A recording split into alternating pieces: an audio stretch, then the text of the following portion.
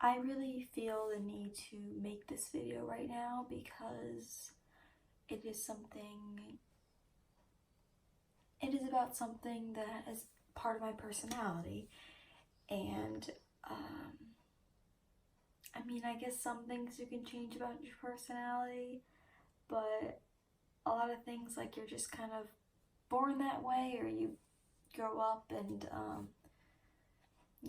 similarities from your parents or whatever. Sorry if I get like tongue-tied and I've got cream on my face because I was trying to go to bed. It's like 1:15 in the morning and I've got IVIG coming up, and I don't even have my port access, and I don't even know if I'm going to do that now. So I'm kind of scattered, but I've just been thinking about this today. I've been talking with some friends and getting some advice. One thing about me is I am a big perfectionist, and that can be extremely helpful and a really good character trait, and it can also present a multitude of problems which I have encountered. The pros, I mean, I'm not going off a list here, so I'm sure I'm missing some, but I would always have myself ready for school. I would make sure all my homework is done. I would do it to my best ability. I would never have to have my mom, be on top of me on getting projects done. She wouldn't even know I had a project that was assigned or due because I was already over it. I was working on it. Everything was handed in. If it wasn't for some reason, I would email my teacher. I would go in if I had a question on something. I handled everything. Dance. Perfectionism is a big thing in dance, but yet it's not conflicting what I just said, because you can never be perfect in ballet. You're striving for something, for perfection, but perfection isn't achievable because your leg can always go high, your leaps can always be bigger, your dancing can always be better. So that is a good thing because you can always be better. There's no perfect thing. Yes, you can go to some dance competition and get a perfect score, but that doesn't mean that you can't improve at all. So you're always working towards something, and that was great for me because I would always work to get my turnout better, and you would improve because I would work so hard, and I have a really good work ethic. So if I'm gonna work for something, I put everything into what I'm doing, which is a really great trait to have. I put everything into school. I put everything into, that I can for training Sonoma. I put everything into ballet. I put everything into gymnastics. And, but then when you can't achieve something that you're really trying to achieve, it's very, very difficult, mentally, emotionally. I still don't even understand the difference between those two. If you know the difference between mentally and emotionally and you want to comment that down below, that'd be cool, because I still don't get it and I use them intertwined. Ballet can cause some problems for people that get really involved in it because they want to get that level of perfection that is unattainable, whatever the word is, unattainable, I think. And it can just break them into, not dancing for the love of it and just trying to be perfect instead of trying to be the best possible version of yourself, and not trying to be the person next to you, or better than this person, better than that, or better than someone you saw on TV. So of course, there are good things, and there is healthy competition, and healthy competition is healthy. Kids that were older than me or my age, and we had healthy competition to get parts for roles or things, because you don't just get things handed to you in the ballet world. You don't turn a certain age and magically get solos or more time on stage or a nicer costume or this and that. You have to work for it, or you're going to be in the back no matter what age you are. If you're 17 or you're 10, the 10-year-old could be in the front if they're the best one. So you have to fight for what you get. And I think that is a good thing, because life isn't fair, and life doesn't give you out free passes, and life doesn't hand out medals for showing up.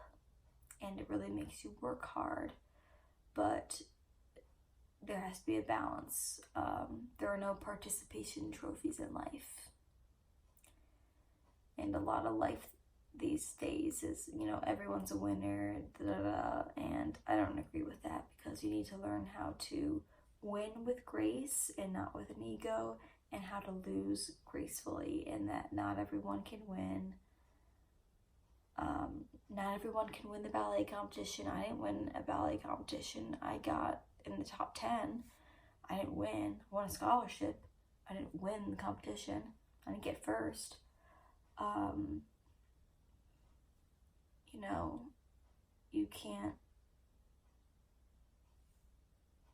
You just can't expect to win everything and be perfect for everything, because that doesn't happen. And it's very hard with Lyme disease, because I'm trying to do what's perfect for my health, and I know exercise is so great, but my pain is so bad when the ketamine wears off that I want to go outside and I want to do all these things, and all these things meaning just daily life things, go to the grocery store, go to the dump. Who wants to go to the dump? Me, because I want to get out of the house. Go for a walk with Sonoma. Go to the park with Sonoma. Go to the track and walk around laps with my mom. Go play tennis at the tennis courts by my school. Go to my friend's house. Have a friend come here. Just walk around in the yard. Do some walking on the treadmill. All these things that I would love to do, but then the pain gets in the way. And sometimes I push too hard and I can't, and then I make the pain worse. And sometimes I'm like, you know what?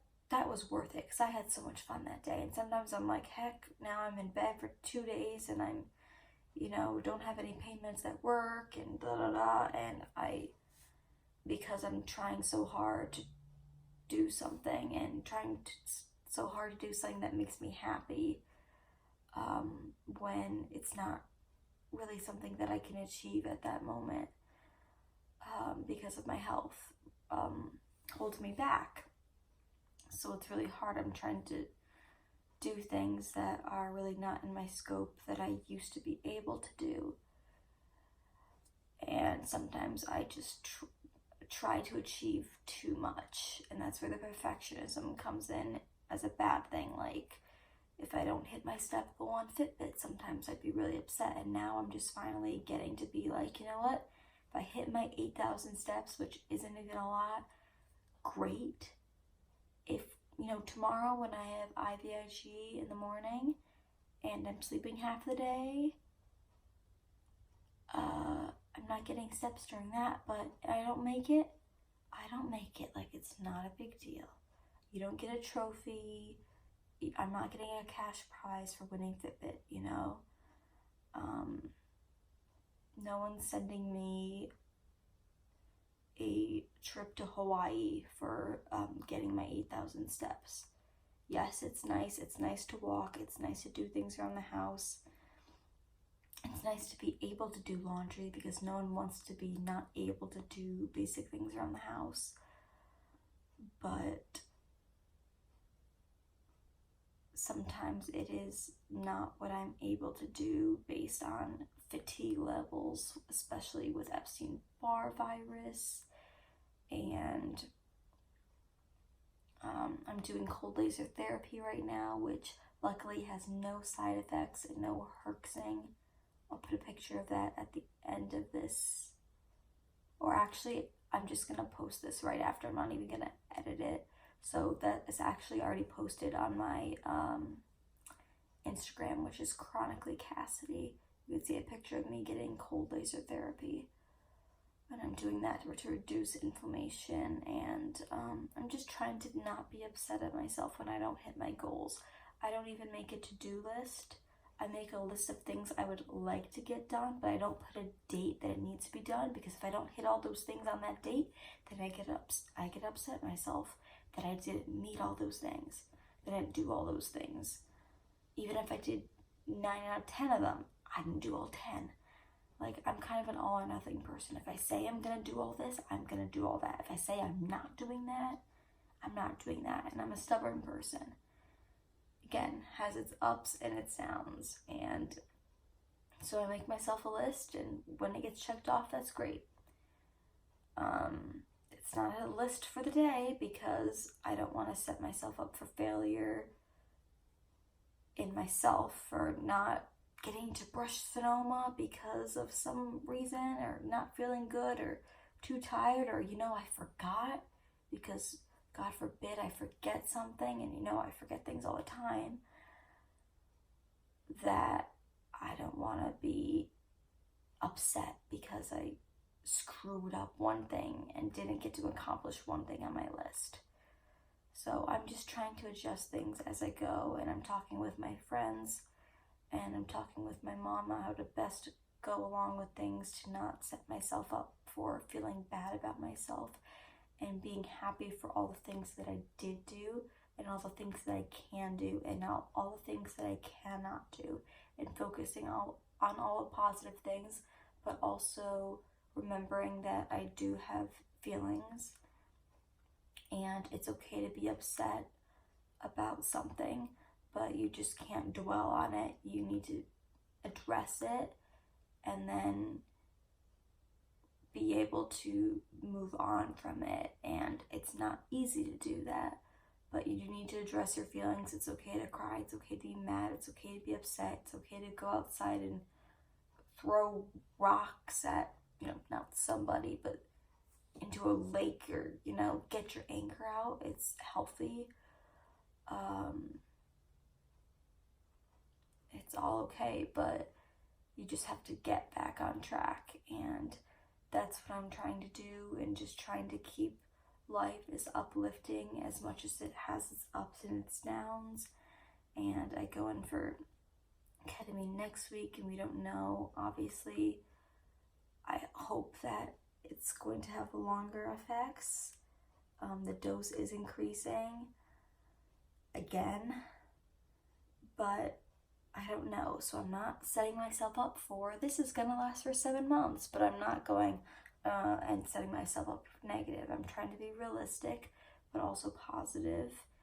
And I also am praying a lot, because I am religious, and that is something that is important to me, and it's become more important to me. And my faith in just keeping up with that, so to speak, and also writing in a journal, and when I'm upset about things, and writing the happy things about the day, or writing about what I'm upset about, just in bullet points. And I'm just trying to keep moving forward, because I cannot predict what life is going to be like in 3 weeks, in 5 weeks, or tomorrow. I can only control, I can't control life right now, but I only know what life's going to be like right now, we can't change the past. We don't know the future, but trying to have the best control of our thoughts, and process the future as it comes, and cherish all of the great things that go on, even in the hardest times. Always find something to smile at, and always keep moving forward, even in the hardest days. And I think I'm going to end that for right now, and go snuggle Sonoma, and watch some YouTube. I'll see you later.